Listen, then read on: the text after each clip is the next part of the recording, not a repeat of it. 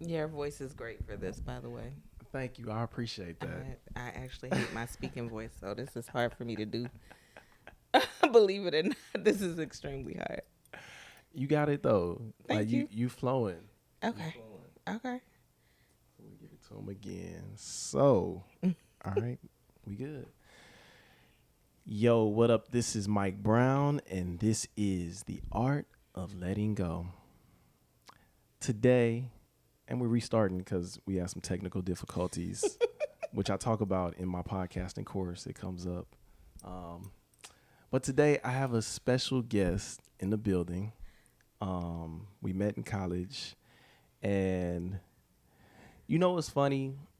Like, at our school, because it was so small, I felt close to everybody, you know. I could agree with that. But like I said, your party was by far one of my most memorable memories in college. Still to this day. Nice. We have to run it back and try to be organic. But yes, we determined it was not the dorm party, No. but it was my 21st at It Cedric. was for sure a house party. Yes, and then we determined that we were drinking Grey Goose, and so Yes. that was And it a was time. both of our first time drinking. Yes, because I didn't start drinking until I was 21.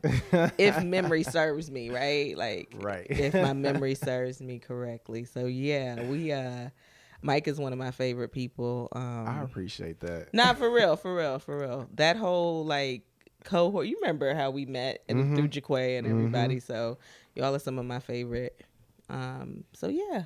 That's what's up. Do you mind introducing yourself to the No, people? I do not mind introducing myself. I am Dr. Nwamaka Ngoddy, and I am the founder and CEO of Anwuli Eyewear, where I design frames with Black and African facial features in mind. So that is the much more polished version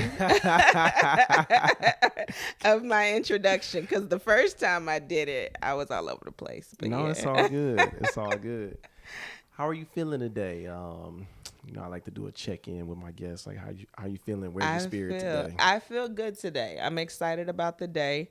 I'm excited that I get to connect with you because, like I told you, I love you. I appreciate that. I love you too. Oh, thank you. So, yeah, so I'm super excited. And then I'm also out here and I'm doing a trunk show.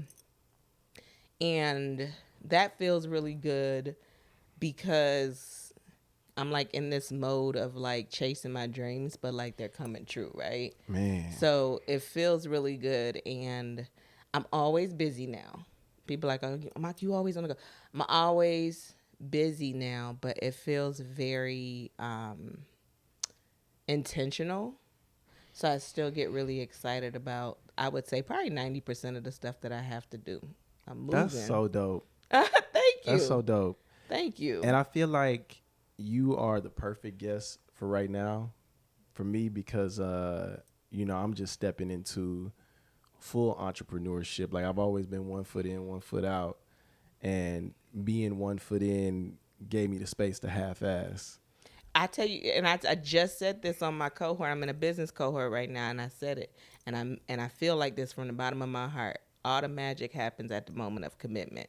Yeah. Like once you decide, right, whether, because it's going to be difficult. For sure. But once you decide, like, and you commit to that in a very real way, whatever it is, like a lot of magic happens. Yeah. Like a lot of synergy happens, and I guess that's kind of why I'm just like feeling excited, because even in this journey, you have the dips, right? You get a lot of no's, and then you start getting some yeses, and the synergy is just like yes, yes, yes. Everybody yesing, everybody saying let's go, let's do it. Yes, you got this. They booked this. They paid that, and you gotta like kind of hold on to that for a little bit, because you still gonna get some more no's. Of course. Of course. I described it as like being on a plane right now and being in the turbulence. And I got my seatbelt fastened like a motherfucker right now. Sit down. The seatbelt light is on right now, okay? You gonna get there. I'm curious to know, how did you, like, what set you on your entrepreneurship journey? Because, you know, I know you went to school and you got your degree to, you know, to be an optometrist, but what, sent you on a path of entrepreneurship? So, you know, some people know. I don't know if people know. My parents are entrepreneurs. Okay. So my dad, he was a builder, and he did that. He was a contractor, and then they built a daycare. So we've had a daycare in our family for 30 years. So I watched that, and that's a different conversation. We ain't gonna do that on this podcast. But I watched them do that with the business, and what I loved was. At the time, what was freedom. I'll keep it simple and say that my mom could move how she wanted to move, and I always loved that she could come to everything. My dad was present for a lot of stuff, so they could kind of move how they wanted to move. So that was the upside of that view of entrepreneurship. So when we were at Xavier, right, I thought I was going to medical school. Yeah. So I don't know if this is a part of my story. I always tell this part of the story. I thought I was going to medical school. We took the MCAT. We had Katrina happen, and we still took the MCAT.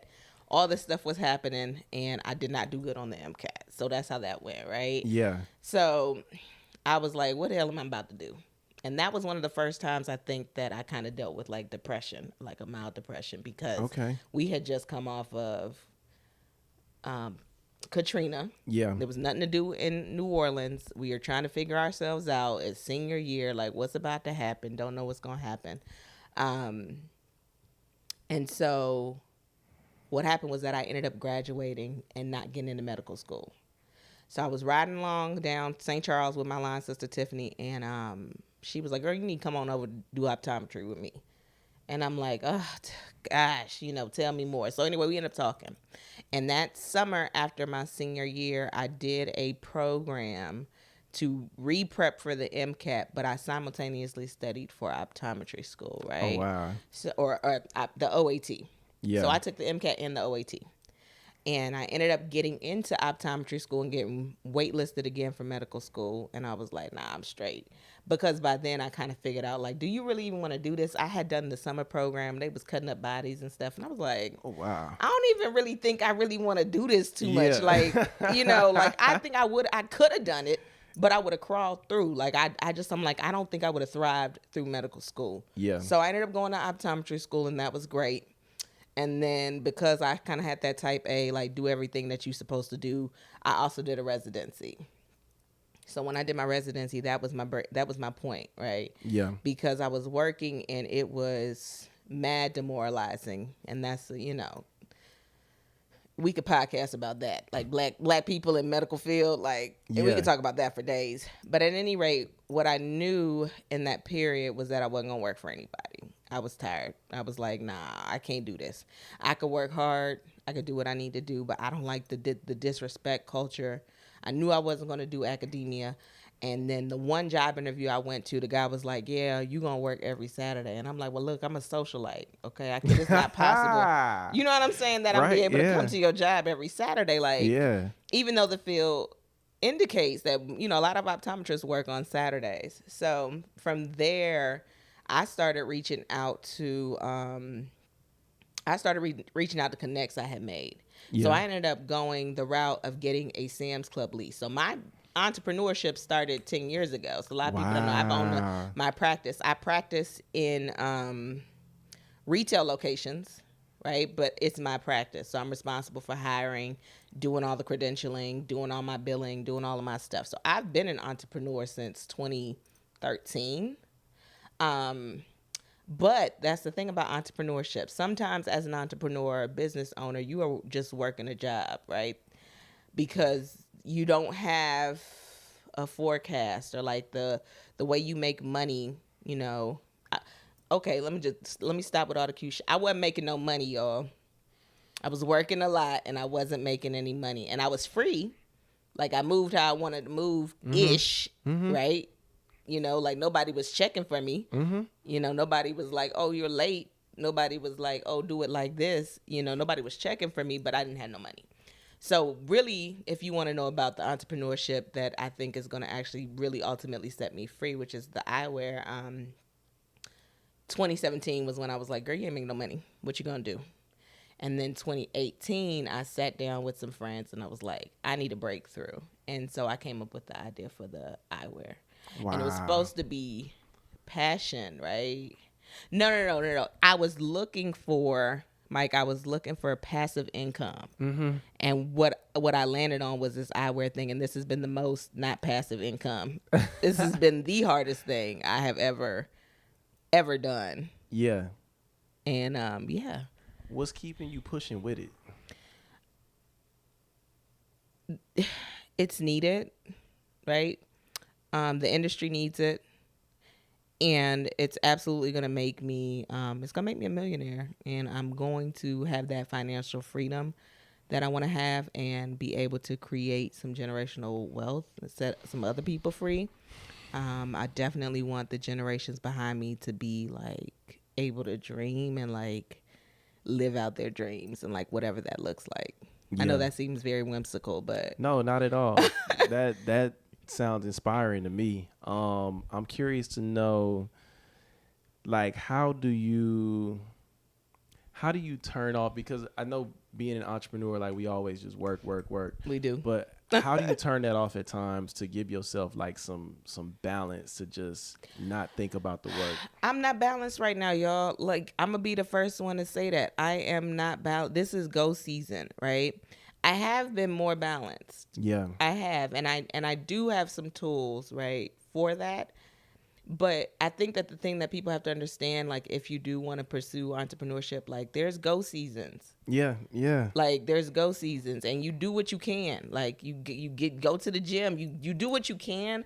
But I don't want to lie to anybody. I'm not balanced right now. I have been balanced. Like, I've had seasons where, okay, I'm doing the gym and I'm cooking the food at the house and I'm hanging out with my friends and I'm seeing people and I'm having a sleep in at least one day in the weekend, maybe not both days, but like I sleep in, or I haven't been to church for real since the pandemic. I ain't gonna hold y'all.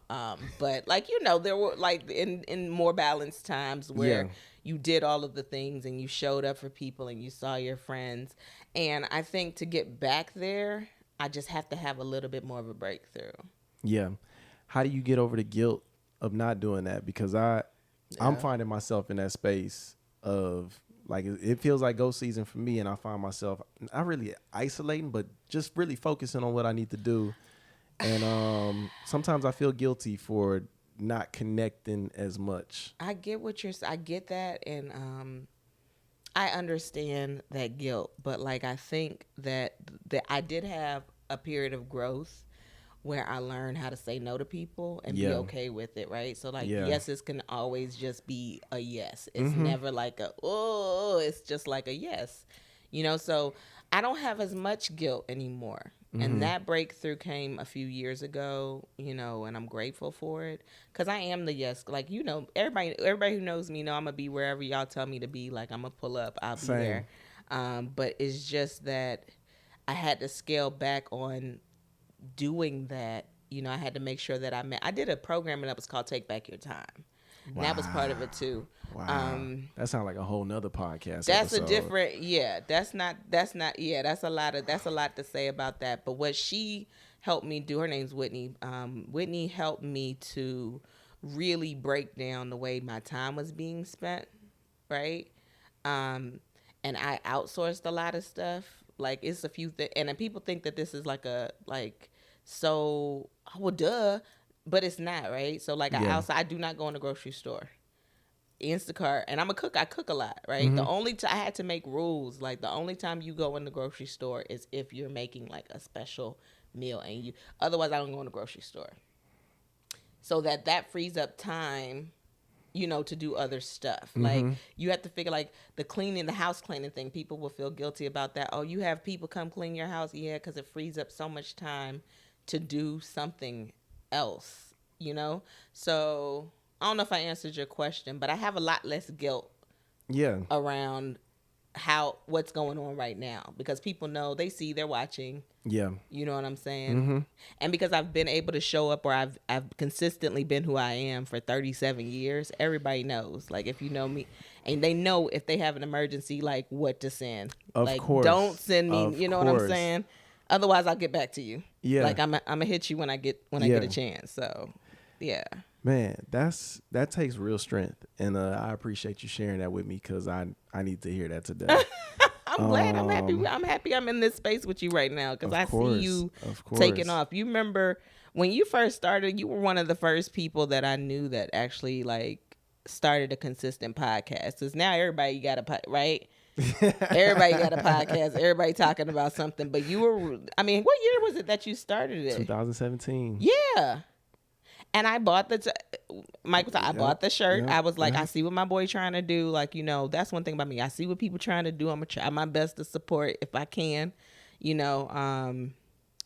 So I'm glad that I we get to appreciate share that. this moment Of course, together of because I really course. support you and I know that, the work you're doing is important. So I appreciate that. no problem.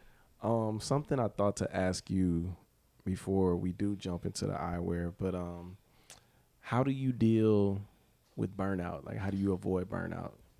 Burnout, that's a good question. I don't think that I've ever been this close to like getting kind of what I want. So I'm not sure I have the answer to that, right? But, I do like I show up for people. Let me explain it like this now. There was a time where if you called me for your wedding or you called me for your baby shower, your event, I was definitely going. And then what that looked like was me staying the whole weekend or me giving you the whole weekend or me doing. I don't do that anymore. Yeah. Like I go where I'm going for what I'm going for and then I'm out. And that can seem a little stressful, but I like to wake up in my bed. Yeah. So in order for me to show up for you, it doesn't mean that I don't get to do what I want to do. If your event is Saturday and I can get in Saturday morning and out Saturday night, that's what I'm gonna do. So so for me, my joy is with connecting with people, loving on people. That's like where a lot of my joy is. I like taking trips, and I haven't done that as much this year, or really last year. I haven't done that as much since the pandemic, I'll say. Yeah. I got married last year too. Congratulations. Thank you. So that's part of my movement right now. Yeah. But because I'm in an international marriage. So, Okay. yeah, so that's a different podcast too. But again, I like traveling, so that would be one way. Like I would have said a few years ago, if you would have asked me that, I would have been like, "Oh, traveling," Yeah. But since I haven't got to do it, then I'm not gonna really list it what it is. I think that brings me the most joy is being able to be with my people, my friends, my family at their events. But then what makes me not feel like I'm dying is this concept of, oh, if I go out to wherever, I got to stay the whole weekend. I got to do all this stuff. I don't have to. So I release myself of that. Yeah. Right. So, yeah. Mm-hmm. That's dope. So now I would like to move into your company now. Okay. How did you come up with the name? Okay. So Anwuli is my middle name. It means joy. Yes. Oh, wow. Okay. Mm-hmm. So what I wanted to do was, when I came up with the concept of the eyewear line, I knew the faces that I wanted to design for. And of course, I'm West African. So I knew I wanted it to have like a West African type of vibe. And I knew like I could see the names of the frames, right? Yeah. And like all of my frames are named after either members of my family. And then I have two other frames that are this frame, the Ifunanya love frame. And then I have the peace frame, the Udo frame. So I knew I wanted everything to have a West African vibe. Yeah. I'm not sure I knew at the time I was going to name it like after myself, but that's just kind of what happened. Yeah. Yeah. And are they only prescription or you could? No, these are sunglasses. So everything, everything can be made into a prescription glass. Yeah. Everything sold direct to consumer on my website though comes as a sun lens with UVA and UVB protection. Yeah. So yeah. Yeah, and because I know we mentioned it when we started at the beginning of the other one we was recording, but before our technical difficulties, what made you want to design eyewear? Right, I did do that whole introduction. You did. Oh my gosh. Okay, so no, let me roll it back so I can do my verbal business card. Okay, as an optometrist in practice, many of my patients in my Black and African American demographic would complain of difficulty finding fashionable eyewear that fit well. And similarly, I struggle with that same thing, just with my West African cheekbones and my wide face. And I wanted to create eyewear specifically with Black and African facial features in mind, so that people like me could have fashionable frames that make a statement without speaking, and fit well. So yeah, that's kind of the premise of the brand. And then with my name, it kind of worked out because when people would ask me, let me roll it back too. When people would ask me, about it, like, or what were my whys? Freedom and joy were my whys, and joy is again my middle name. That's what my middle name means. So it wasn't that hard to like kind of like land on the name. That's what's up. That's really dope. Is it challenging for you being a Black woman in this industry? Yes. Full stop. Yeah. No, that's real. That's real. That's the end of the answer. Yeah. It is hard.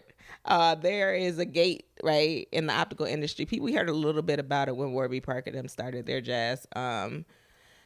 But absolutely, the optical industry is very exclusive with, how they give out the information. And so, yes, it is very difficult as a Black woman whose family didn't like have this background or anything like that to get this information. Yeah.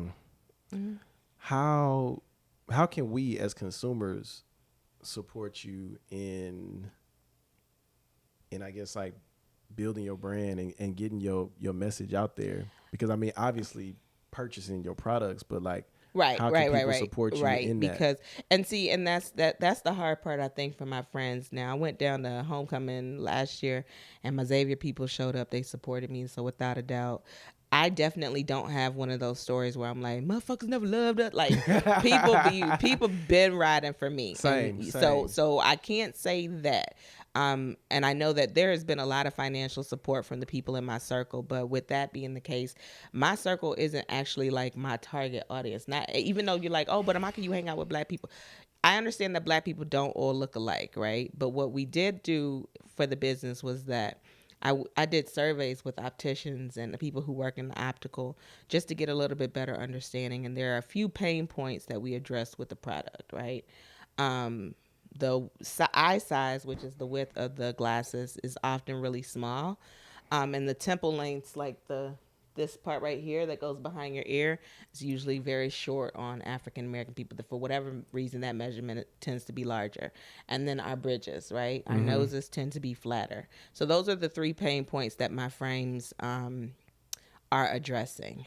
So as a friend or someone who may not want $300 glasses or whatever the case may be, I would ask my friends to, number one, direct people who need it, right? Because y'all are looking at them. People tag me in them all the time. If somebody's glasses is not going behind their ear, y'all, that's not a good fit, right? That's not how glasses are supposed to work. That part right, that's called the earpiece. Supposed to go behind your ear. So if you know somebody who needs the product, right, share it with them. And not just celebrities, like, your everyday friend, like, bro, your glasses don't really fit. Start saying my name in different rooms and sharing the link to people who may need it, or directing people to the retail locations. Because what we know in the optical industry is that people want to try the glasses on. And I get that. Like, I understand that my friends are the people who may have not purchased yet, they probably like, well, I just want to try them on. When am I going to see you? I want to try them on. So different cities have them. If you look at my retail locations, you can see what cities, I'm in. Right. And you can pull up on those people and try them on. What that does for me also is lets those partners, my optical partners, know that people looking for us and they want this product. Yeah. So, yeah. What is your dream with everything you're doing? Like, what if you could visualize like what your life looks like, maybe? Because I don't even want to push it 5 years from now, because it might happen tomorrow. It could happen tomorrow, probably not tomorrow, but you day never after that, know. we don't You know. never know. We don't know who's watching us. What do you envision with everything that you're doing? Long term, I definitely want to make the optical industry more inclusive, right? I want them to start addressing our facial shapes, and I'm happy to be one of the pioneers in this space. They're definitely whenever you're trying to do something, you find out that maybe somebody else may have tried to do it kind of like that a little bit, but so I want there to be more space for inclusivity in the optical industry, and I'm happy to be one of the people on the forefront of that. So that's for the widespread thing. The other thing that's for me and for my family and the people I love is I want to create some financial freedom. So that's the length of this. And I remember reading somewhere, you gotta tell people I'm not doing this, to not make money, guys. Like, I'm trying to make some money. Like, I am trying to make some money, but not like a little bit of money, right? Like a lot. I want to affect change. I want to be able to, work in different spaces because we have the financial capacity to do so, be able to provide scholarships for people who don't, be able to create, ultimately, because people keep asking me too, what's my philanthropic part of the business? And I haven't 100% figured it out. But I know it's not necessarily going to be associated with like, oh, give people a free pair of eyewear, or, you know. It's more so going to be focused on how I can help mindsets, like young minds, develop like the kind of mindset that you need to thrive. In this world. So that's dope. I want to definitely like fund people's creative ideas because I know how hard it is for me to get funding for my ideas. So when I'm in a position, I want to be able to help those people that like, they have the idea and place them in situations with people that can ultimately teach them like how to run a business, because it is challenging doing it all by yourself. Are you working on like doing everything by yourself? Ish. Okay. Kinda ish. Okay. Right. So I have a few people that I work with that help me do stuff, social media, PR. Yeah. I have my sister who helps me she more so balances my other stuff at my other business so that I can show up in this one. But as you scale, you add people. And you know what I really truly believe, and I just told this to 2 people last week, there are so many like skilled and talented people that we went to school with in so many different sectors of business and life and creativity and shit. Like if we all fucking put our heads together and worked on some shit together, every single person's business would be successful because there's more than enough. Out of there. Yeah, we have so much talent. Like all the people that we know, we have so much. If y'all listening and you went to Xavier, we trying to work. we trying to work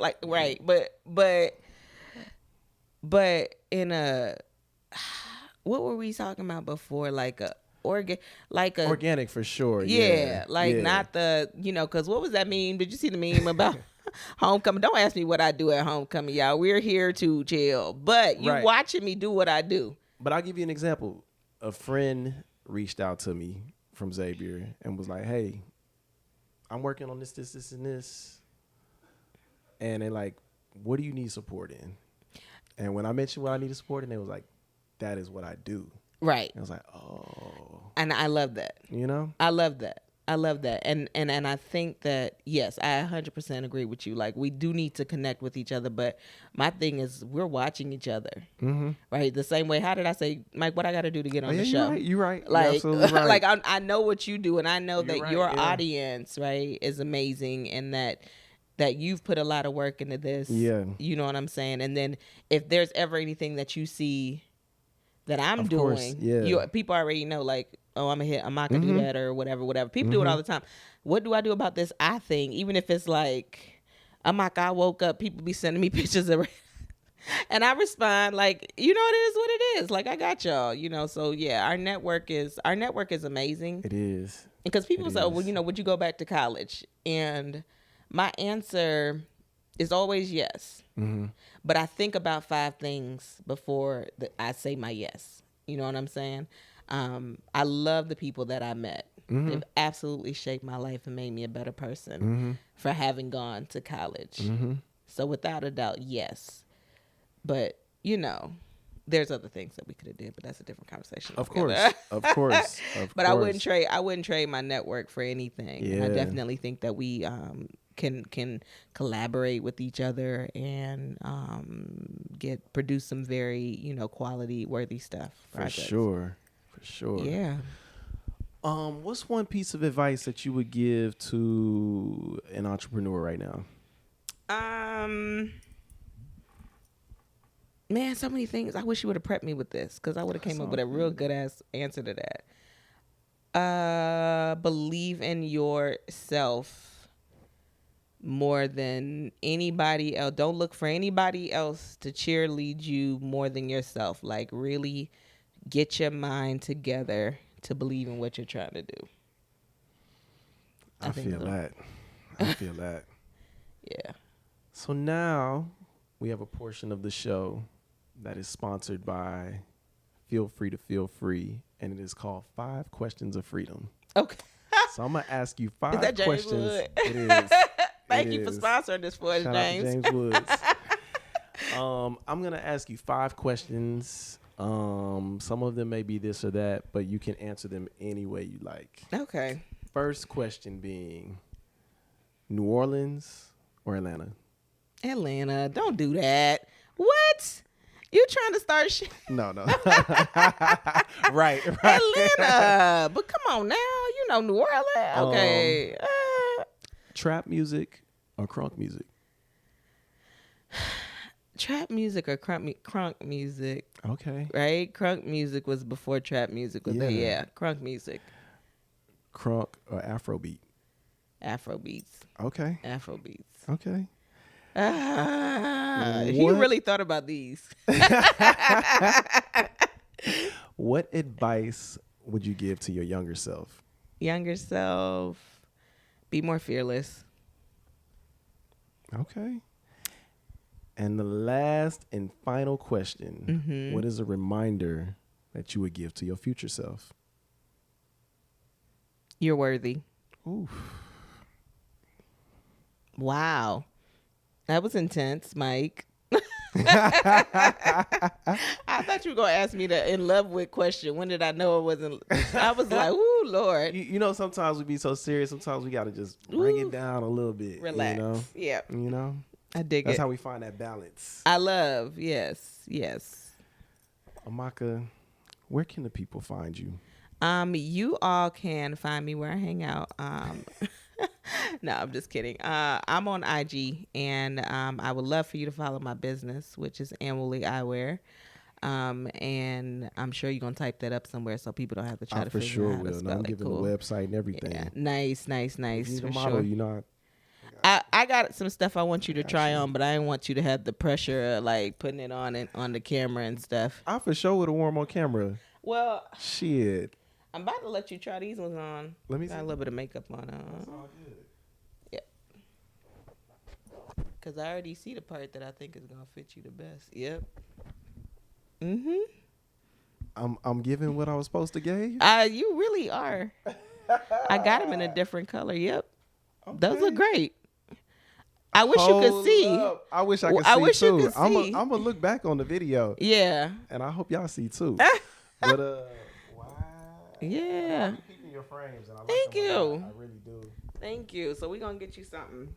I appreciate Nothing that. with me on but I got something for you. You all can come to good. my I event appreciate later. What time? 2 to 7, 2 to 6. I got this meeting. Oh, 2 to Okay. 6 for sure. Yeah. Yeah, Hell come yeah. pull up. I got something for you. For sure will. Yeah, we'll fit you I in something. appreciate that. Yeah. But you said, what was the website name, please? Anwuli Eyewear. And what's your Instagram?